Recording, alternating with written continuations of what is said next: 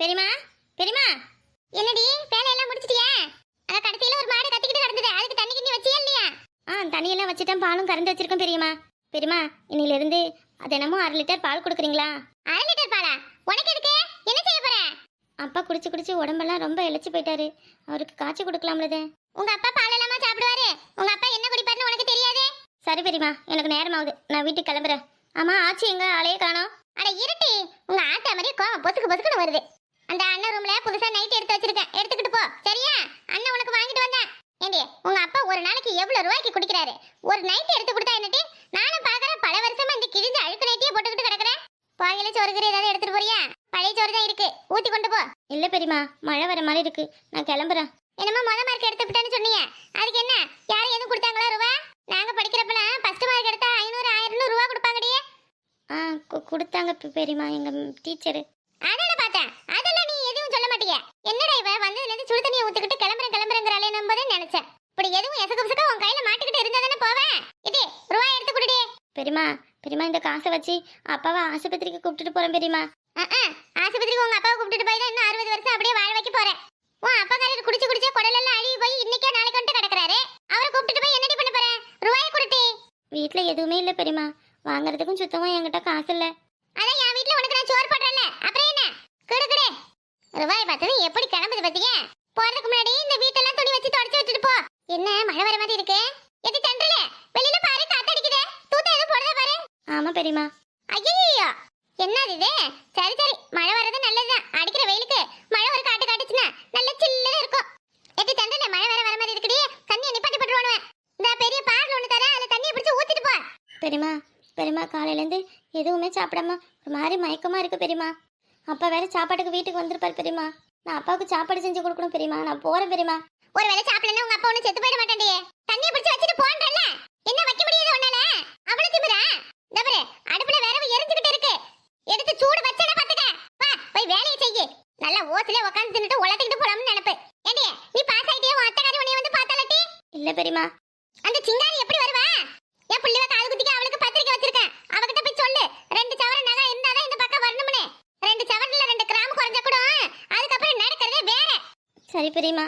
அப்புறம் உன் அப்பாக்காரங்கிட்டையும் சொல்லுடி, அவருக்கு கல்யாணத்துக்கு ஒரு சவரல்ல சங்கிலி எடுத்து போட்டுக்கேன். ஓடி பண்ணல உன் ஆத்தாக்காரி, எதுவும் போனதுன்னு பண்ணல, அவகிட்டையும் சொல்லிடு. இந்த மாதிரி பெரியம்மா காது குத்தி வச்சிருக்காங்களா புள்ளிகளுக்கு, அண்ணங்க 2 பேருக்கும் காது குத்த போறாங்க, உன்னை வரச்சானாங்கன்னு சொல்லு. என்னத்தை செய்ய, ஆம்பளை பிள்ளைய பெத்து வச்சுட்டோம். அந்த வயசுலயே காது குத்தி இருந்தா ஏதோ சீரு ஜனத்தின்னு வாங்கிருக்கலாம். சரி போகட்டும்னு அப்படியே விட்டுவிட்டோம். இதை விட்டா வேற எப்ப வாங்க முடியும்? மருமகம் வந்த பிறகு நம்ம மௌனுக்கு வர நகையெல்லாம் நாம எடுத்து போட்டுக்கிட்டு வாங்கிக்க முடியும்? மழை வந்துச்சு, போய் தண்ணியை பிடிச்சு ஊத்து. சரி பெரியமா. காலையில தான் வாசல்ல தூத்து போட்டேன், அதுக்குள்ள இவ்வளவு குப்பை வந்து கிடக்க. இந்த நெட்டச்சிக்கிட்ட எத்தனை முறை தான் சொல்றது, இந்த மரத்தை வெட்டி விடுன்னு பல முறை படிச்சு சொல்லிட்டேன். இங்க பாரு எவ்வளவு குப்பையா கிடக்க வாசல். இன்னைக்கு அவளை சும்மா விடக்கூடாது. என் நெட்ட வாடி, இங்க வெளியே வாடி. ஒரு மாட்டுக்கு ஒரு சூடு, ஒரு மனுஷனுக்கு ஒரு சொல்லு. நீ எல்லாம் என்னடி மாடா மனுஷனா? வெக்க கட்டவல, உன்கிட்ட எத்தனை முறை படிச்சு சொன்னேன், இந்த மரத்தை வெட்டி போடுன்னு. இவ காலங்கத்துல ஏவாசம் முன்னாடி நின்று கட்டிக்கிட்டு கிடக்குறா. என்ன செய்தியா இருக்கும்? நேத்து வீட்டு கோழி முட்டையை திருடி தின்னதை கண்டுபிடிச்சிருப்பாளோ? ராதிகா, நான் இங்க இருக்கமா. என்ன தொங்க இருக்க? ஏடி, உனக்கு வெக்கமான சூடு சொரணை கொஞ்சமாவது இருக்கா இல்லையா? எவ்வளவு முறை உன்கிட்ட சொல்லிருக்க, இந்த மரத்தை வெட்டுடின்னு. ஆனா கொஞ்சமாவது காதுல வாங்கிருக்கியா?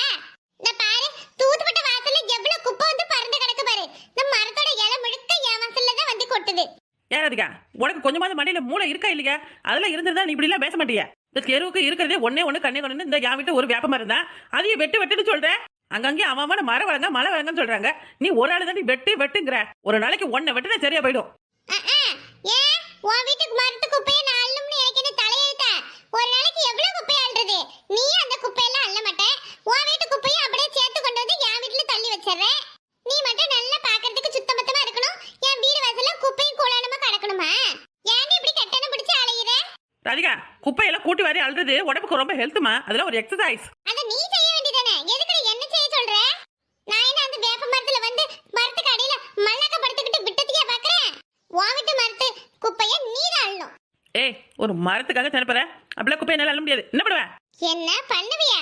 ராத்திரியே தலையில அம்மிகளை தூக்கி போட்டு கொன்னுட்டு அந்த மரத்திலே உன்னை தூக்கு போட்டு விட்டுருவேன். யாரு நீ? என்ன தூக்கு மாட்டி விட்டுருவேன்? முடிஞ்சா முதல்ல என்ன தூக்குடி பாக்கும். நீ குளிச்சியே குளிக்கலையானே தெரியல. பல வருஷமா இந்த பேண்ட்டும் சொக்காயும் தான் போட்டுக்கிட்டு சுத்துற. ஏடி நீ மட்டும் என்ன ஒரு நாளைக்கு ஒரு துணியை கட்டுற? எனக்கு தெரிஞ்சதுல இருந்து நீ இந்த சுக்கா சொக்கா பேட்டோட தான் சுத்துற. வாய் கொளறி. நீ ஏன் அந்த மரத்தை வெட்டுறியா இல்ல நான் வெட்டட்டுமா? உன்னால முடிஞ்சா வெட்டடி பார்க்கலாம். இந்த இருடி வாரேன், கத்தி எடுத்துக்கிட்டு வாரேன். அந்த மரத்தை வெட்டல நான் ஒரு பொம்பளை இல்லட்டி. நெசமாலுமே வெட்டிட்டு வாளா? ஐயா நாம வேற வீரப்பா வெட்டடி பார்க்கலாம்னு வசனமெல்லாம் பேசிட்டோம். ஏதோ அந்த மாதிரி இருக்கிறதால தான் அந்த வெய்ய நாள்ல கொஞ்சம் மரத்து கடையில உட்கார முடியுது. அதையும் வெட்டி சாச்சுட்டானா அவளுதான் நம்ம பொழப்பு சிரிச்சு விடுமே. ஏய் நில்லுடி நில்லு. என்னாச்சு இவளுக்கு? நான் யாருன்னு தெரியலையா? ஏன் நல்லா தெரியுது. எனக்கு என்ன கண்ணா தெரியல? ஏய் என்கிட்டயே காமெடி பண்றியா? காவை வாங்கிடுவேண்டி. நான் தான் நீட்டு மாரியம்மா. அதே என்ன நீட்டு மாரியம்மா? ஹேய் நெட்டவள்ளி வீட்டில் வளரல, அதனால எனக்கு நானே வச்சுக்கிட்ட பேரு நீட்டு மாரியம்மா. ஏண்டி நான் குடியிருக்கிற மரத்தை நீ வெட்ட போறியா? ஆத்தா கோவப்பட்டா என்ன நடக்கும்னு தெரியுமா? ஆத்தா என்னைய மன்னிச்சிரு ஆத்தா. தெரியாம சொல்லிட்டேன். மன்னிப்பா? தமிழ்ல எனக்கு பிடிக்காத ஒரே வார்த்தை மன்னிப்பு. இன்னைக்கு நான் உன்னை வெட்டி காவு கொடுக்காம விட மாட்டேன்டி. ஆத்தா நான் இல்ல, என்னைய விட்டுடு. நாளையில இருந்து உன் மரத்துக்கு நான் பால் ஊத்தி பரிகாரம் பண்றேன். அந்த பயம் இருக்கணும். மரத்தை வெட்டினா மழை வராதுன்னு சொன்னா அவளும் கேட்க மாட்டாளவ. இப்படி அங்கங்கேயும் மரத்துக்கு மரம் ஆத்தா இருக்கு அம்மா இருக்குன்னு சொன்னாதான் அவளும் சாமியா கும்பிடுறாள் மரத்தை. இனி எவளாவது என் மரத்தை வெட்டுன்னு சொல்லுவீங்க. தேவாக்குட்டி, அம்மா உங்ககிட்ட ஒரு முக்கியமான விஷயம் பேசணும். சொல்லுங்க மம்மி, என்ன விஷயம்? தேவா, நாளைக்கு உனக்கு எங்கேயும் வேலை இருக்கா இல்ல நீ ஃப்ரீ தானா? அவ்வளோ முக்கியமான வேலைலாம் எதுவும் கிடையாது, வீட்டில் தான் இருக்க மம்மி. தேவா, புரோக்கர் ஒரு பொண்ணு இருக்குன்னு சொன்னாங்க, போய் பார்த்துட்டு வரலாமா? நல்ல இடம், பொண்ணு போட்டோவும் காட்டினாங்க, எனக்கு ரொம்ப பிடிச்சிருக்குப்பா. மம்மி உங்ககிட்ட எவ்வளோ முறை சொல்றது, எனக்கு இந்த பொண்ணு பார்க்கறது கல்யாணம் பண்றது இதெல்லாம் இஷ்டமே இல்லை மம்மி. நான் கட்டிக்கிற பொண்ணு எப்படி இருக்கணும்னு என் மனசுல 1000 கனவு இருக்கு. அப்படிப்பட்ட ஒரு பொண்ணை பார்த்தாதான் நான் கல்யாணமே பண்ணிப்பேன். அப்படி பார்க்கவே இல்லைன்னா என்ன சன்னியாசியா போயிடுவியா? காலகாலத்துல ஒரு கல்யாணத்தை பண்ணுடா, அப்பதாண்டா அடுத்து எனக்கு பண்ணி வைப்பாங்க. அவ்வளவு அவசரமா இருந்தா நாளைக்கு பார்க்க போற பொண்ணை நீயே கட்டிக்க வேண்டியதானே? என்ன இப்படி சொல்லிவிட்ட? அப்புறம் நான் காலேஜ்லாம் படிக்க வேணாமா? 12வது ஃபெயிலா போனா எவனடா காலேஜ்ல சேர்த்துக்கிறாங்க? அதெல்லாம் சேர்த்துப்பாங்க, அதெல்லாம் எங்களுக்கு யாரும் தெரியும். இல்ல உன்னை மாதிரி படிச்சு ஃபர்ஸ்ட் மார்க் எடுக்கிற ஃபர்ஸ்ட் பெஞ்ச் ஸ்டூடெண்ட் நாலடா, முட்டை மார்க் எடுக்கிற 3வது பெஞ்ச் ஸ்டூடெண்ட்ரா.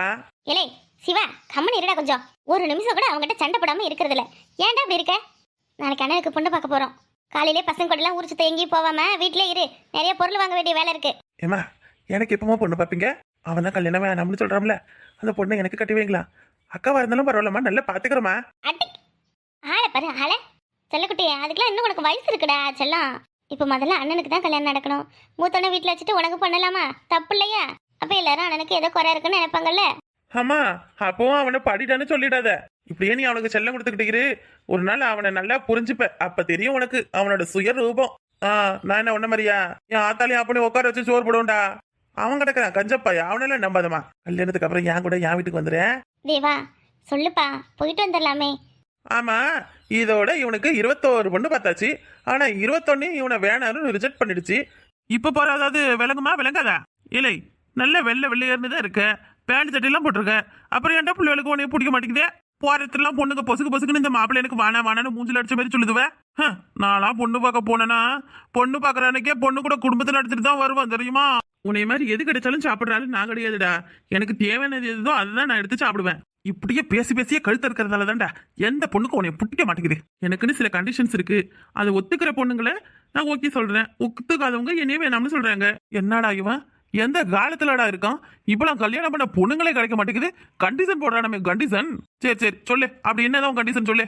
என்னோட ஃபர்ஸ்ட் கண்டிஷன், கல்யாணத்துக்கு அப்புறம் என்னோட ஒய்ஃபும் வேலைக்கு போகணும். ஓகே உடே. அடுத்து உனக்கு கல்யாணம் ஆகிற வரைக்கும் குழந்தைய பத்தி பேசவே கூடாது. அடப்பாவி, இப்படியெல்லாம் கண்டிஷன் போட்டா எவடா உனைய கட்டிக்குவா? எம்மோ நல்ல வேலை நம்மள எங்கேயும் விளக்கமாத்த கொண்டு அடிச்சு துரத்தாம விட்டாங்களே. இவன் என்னென்ன வேலை பார்த்துருக்கான் பத்தியா?